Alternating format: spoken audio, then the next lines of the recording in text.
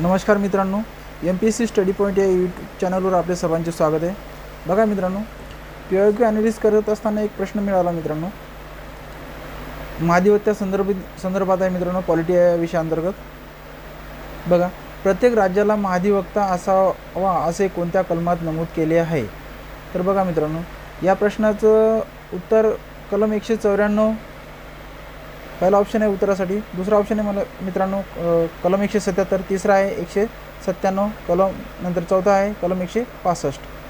तर या प्रश्नाचं उत्तर आहे मित्रांनो कलम 165, बरोबर आहे। बघा मित्रांनो, परंतु कलम 194 कशासाठी आहे मित्रांनो? हे बघा, कलम 194 मित्रांनो, महाधिवक्त्यास विधिमंडळ सदस्याप्रमाणे सर्व विशेषाधिकार व संरक्षण प्राप्त होते। म्हणजे या कलमानुसार महाधिवक्त्याला विधिमंडळ सदस्याप्रमाणे सर्व विशेषाधिकार आणि संरक्षण प्राप्त होते। आणि याच कलमाअंतर्गत महाधिवक्ता हा खाजगी वकिलीसुद्धा करू शकतो। आणि कलम 177चं काय विशेष महत्त्व आहे राज्याच्या महाधिवक्त्या संदर्भात? तर बघा मित्रांनो, कलम 177 जे आहे त्या कलमामध्ये असं नमूद केलेलं आहे की महाधिवक्ता हा कोणत्याही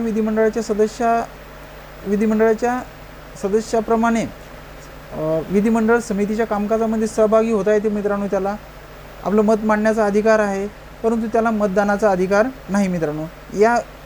याची तरतूद कलम 177 अंतर्गत करण्यात आलेली आहे मित्रांनो।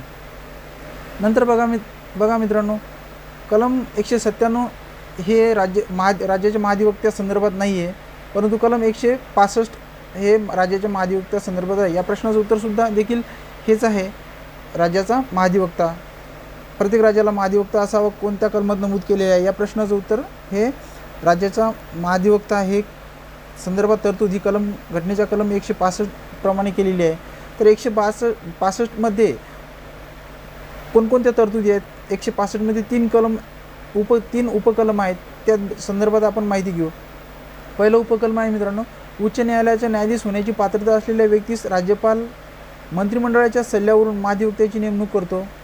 नंतर दुसरं उपकलम आहे मित्रांनो, महाधिवक्त्यास सुपूर्द केलेल्या विषयाबाबत राज्य शासनाला कायदेशीर सल्ला देण्याचा अधिकार हा महाधिवक्त्याचा आहे। आणि मित्रांनो, तिसरं कलम आहे 165 अंतर्गत, राज्यपालाची मर्जी असेपर्यंत महाधिवक्ता आपल्या पदावर राहतो आणि राज्यपाल ठरवतील त्याप्रमाणे त्यांना मानधन प्राप्त होते। तर बघा मित्रांनो, हा प्रश्न होता। या प्रश्नाचं विश्लेषण मी तुम्हाला या सविस्तर सांगितलेले आहे। हा प्रश्न प्रत्येक परीक्षेत येत असतो। हा व्हिडिओ कसा वाटला त्याला लाईक